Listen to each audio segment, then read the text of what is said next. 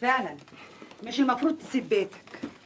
مشكلة الولاد محتاجة لترابط وتفاهم بينك وبين الست بتاعتك. على كل حال سوء التفاهم اللي حصل بيني وبينها خلى وجودنا مع بعض بقى مستحيل. الولاد طبعا محتاجينها اكتر مني، وانا ما اقدرش اخليها تاخد الولاد وتروح تقعد في بيت اهلها. تسمح لنا نتدخل انا وسامي؟ ايه رأيك يا سامي؟ مدام فلورا انا بشكرك على شعورك ده، لكن في الحقيقه انا ما بحبش حد يتدخل بيني وبين مراتي. وبعدين هي اتصرفت من دماغها وبالطريقه دي تبقى جنت على نفسها. اما بقى بخصوص ولادي فانا هقدر اشوفهم وفي اي وقت. يا ست بامبا، يا ست بامبا، انا شفان الدماغ ما يجيش من وراه غير خراب البيوت. انتي بتقولي ايه يا نعناع؟ ده زي ما يكون ذبحني بسكينه تلمع، باعني بالرخيص قوي انا وولادي. ربنا يتولانا. الكلام ده من ورا قلبك؟ ده انت روحك في سي محسن. كنت لما كان هو راجل محترم ما يعملش العيبه. انا بشوفه قدام عينيا دلوقتي زي ما يكون اراجوز قرد بسديري. انت بس عشان صعبان عليكي منه. انا مستحيل اعيش معاه تحت سقف واحد بعد ما شفتها بعينيا دول وهي راكبه معاه العربيه. الدكتوره سوسن برضو؟ كنت خايفه من عفريت واحد طلع لي عفريت تاني. يعني مش الدكتوره بقى؟ لا، واحده غيرها عايقه وشايفه نفسها قوي. هتكون مين بس؟ ما انا لو اعرف هي مين. يا حبيبتي يا حبيبتي استهدي بالله. مين بس في جمالك وفي حلاوتك؟ وبعدين انت مراته ام عياله، مصيره ليكي ولبيته. ما انا لا يمكن اعيش معاها في بيت واحد غير لما اعرف هي مين وكانت راكبه معاها العربيه ليه. ده انا بنت بلد وكرامتي فوق كل حاجه. حبايبي يا ولادي.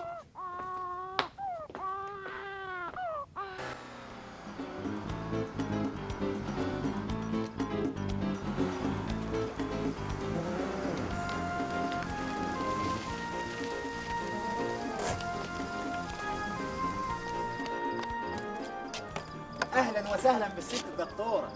نورت يا دكتوره. اهلا بيك. الاستاذ محسن مستنيكي فوق. متشكره قوي. العفو. بليز come with me.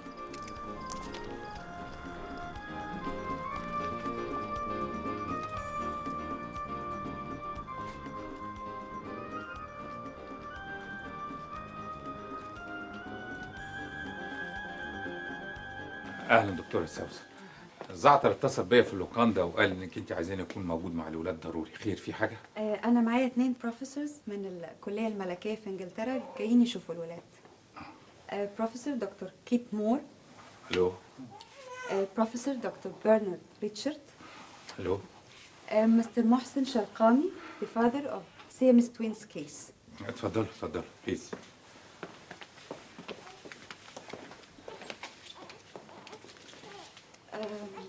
Mrs. Shalqami, the mother of the twins.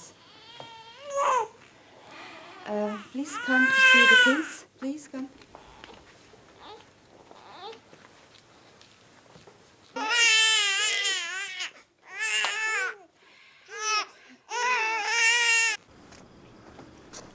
لا قول لي يا عياش. ايوه. هي ست سوسن والدكاتره اللي معاها اتاخروا قوي كده ليه عند جسمتي ونصيبي؟ استر يا رب. والله يا أمني اللهم اجعله خير، يمكن كل تأخيرة وفيها خير.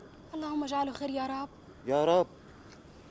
شوف بقى، يقولوا عمليه مفيش عمليه، انت فاهم؟ استني بس يا بامبي لما نشوف هيقولوا ايه. حاضر اديني سكت. It's okay. بشرى حلو. خير يا دكتور. كل الآراء اتفقت على إجراء جراحة الفصل بين اسمتي ونصيبي. نعم، ده لا يمكن يحصل ابدا، مستحيل. حضرتك بتقولي إيه؟ مستحيل افرط في ضنايا، مستحيل العمليه دي تتعمل. ده انا ما صدقت اخلفهم، ما صدقت ان ربنا اكرمني وبقيت ام. استني بس يا بامبي. استنى ده ايه؟ اذا كان ولادك مش هامينك، انا بقى ولادي يهموني. بس كده حرام نظلم الولدين في حين إنه في أمل في حياة أفضل. بقول لك ايه يا دكتوره، انا عايزه ولادي كده، واللي يريده ربنا يكون. أستاذ محسن، حضرتك لازم توافق وتمضي. الحقيقه انا مش عارف اقول لك ايه. القرار صعب يا دكتوره. انت لسه هتقولي صعب وسهل؟ انتوا عايزين تجننوني؟ ما كنا قفلنا الموضوع ده خلاص. صدقوني مفيش حل إلا الجراحة، وإحنا ناقشنا الموضوع ده قبل كده. وللاسف مفيش الا واحد بس هو اللي معترض، الدكتور شهاب. اهو الدكتور شهاب ده الوحيد اللي عنده ضمير فيكم. الله يسامحك. احنا اسفين يا دكتوره، بس برضو لازم تقدري مشاعرها. شوفوا بقى، باختصار أغلبية الآراء اتفقت على إن جراحة الفصل خصوصا في حالات الالتصاق المتوسط ضرورية جدا. أرجوك يا أستاذ محسن فكر بعقل وخد قرار عقلاني. زي ما بقول لك كده يا دكتوره، القرار مش سهل زي ما انت فاكره. لازم الحسم يا أستاذ محسن. انت رايك ايه؟ رأيي إن أنتم محكمين عواطفكم في حين إن الجراحة بالغة الضرورة. على جثتي موتوني قبل ما تحطوا مشرط في جسم ولادي. يا هانم دي فرصة وفريق الجراحين موجودين. فرصة لإيه؟ فرصة تشرحوا في ولادي وتتعلموا فيهم؟ حرام عليكم، ارحموني بقى يا ناس. أنا مقدرة لفتك على ولادك، بس يا هانم جايز العملية تنجح. وجايز ولادي يضيعوا في ايديكم. بصراحه كده يا دكتوره، نسبه نجاح العمليه دي قد ايه؟ ربنا وحده اللي يضمن الحياة من الموت يا أستاذ محسن. ونعم بالله يا دكتوره. طب ممكن ندرس الاحتمالات تاني؟ بصراحه كده انا عقلي هينفجر من كتر التفكير. الله يكون في عونكم طبعا. شوف يا أستاذ محسن، أسوأ الاحتمالات إنه واحد فيهم. ما تقوليهاش. خلاص يا بامبي خلاص. طب والاحتمال التاني؟ الاحتمال التاني إن الاتنين يعيشوا. وده نسبته قد ايه؟ ما خبيش عليك يا أستاذ محسن، نسبته قليلة قوي. يا ترى مين فيهم اللي هيعيش؟ اسمتي ولا نصيبي؟ متهيألي خلاص الموضوع انتهى. انتهى يا دكتورة، مفهوم؟ أستاذ محسن، مدام بامبي، لو حكمتوا عواطفكم دلوقتي أنا بحذر من الندم بعدين. وعموما احنا في انتظار ردكم. عن إذنكم.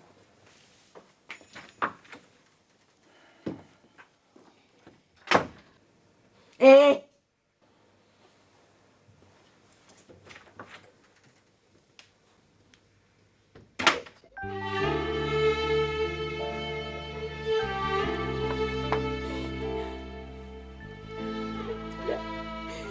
لا مش هيعملوا العملية، مش هيعملوا عملية.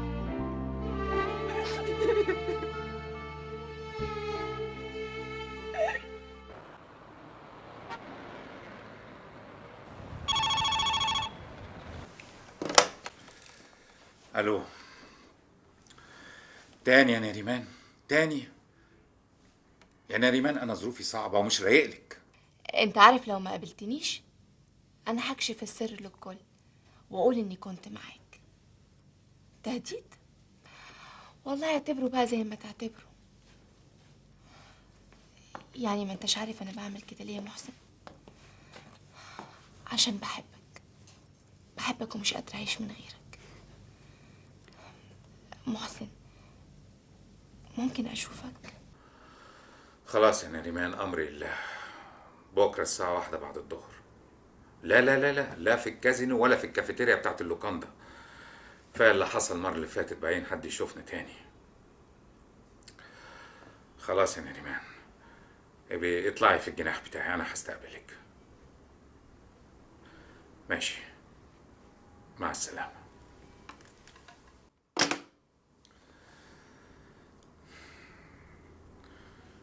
وفيها ايه يعني لما اشوف نفسي شويه؟ مش بدل اعيش النكد اللي انا عايشها مع بامبي.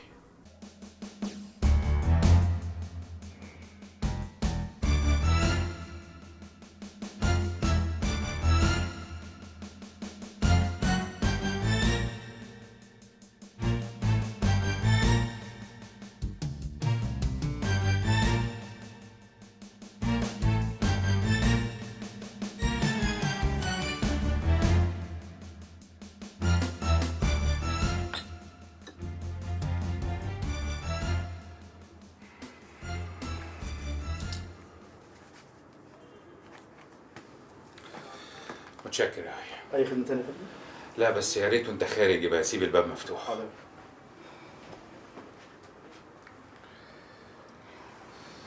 محسن يا حبيبي، انا شايفاك تعبان قوي اليومين دول، وانا لازم اكون جنبك في الظروف دي. يا نريمان، يا نريمان، انت من طبقه اتربت على انها تاخد وبس، تمتلك وبس. انت لسه من جواكي طفله انانيه، ما انتش قد المسؤوليات ومشاكل الحياه. كنت يا محسن، لكن دلوقتي كبرت على ايديك. والمطلوب اكون جنبك وهكون خدامتك وملك ايديك يا محسن، ومشاكلك هي مشاكلي يا حبيبي. ده صح برضه يا مستر محسن؟ دادي اخلصي، شطب، جبتي العار للعيلة كلها. تقابليه في اوتيل من غير ما يكون في بينكم ارتباط. يا للهول يا للهول. برافو برافو يا يوسف بيه وهبي. لا يوسف بيه كان بيمثل احسن مني شويه، مش كده؟ ايه رايك يا محسن بيه ترجعوا لبعض؟ ايه رايك؟ يا ريت يا محسن يا حبيبي. اظن دلوقتي اتاكدتوا انكم ما تقدروش تستغنوا عن بعض، صح؟ طبعا يا دادي، انا مستحيل استغنى عن محسن. على كل حال انا كنت عايز اقول لكم على حاجه. انا كنت واخد قرار بيني وبين نفسي ان انا ارجعها قبل ما تيجوا. فيري جود. خلاص الليله احتفل بيكم. رستم ماشي عليه حاجات. على البيع الاول نبقى نقسم المصالح.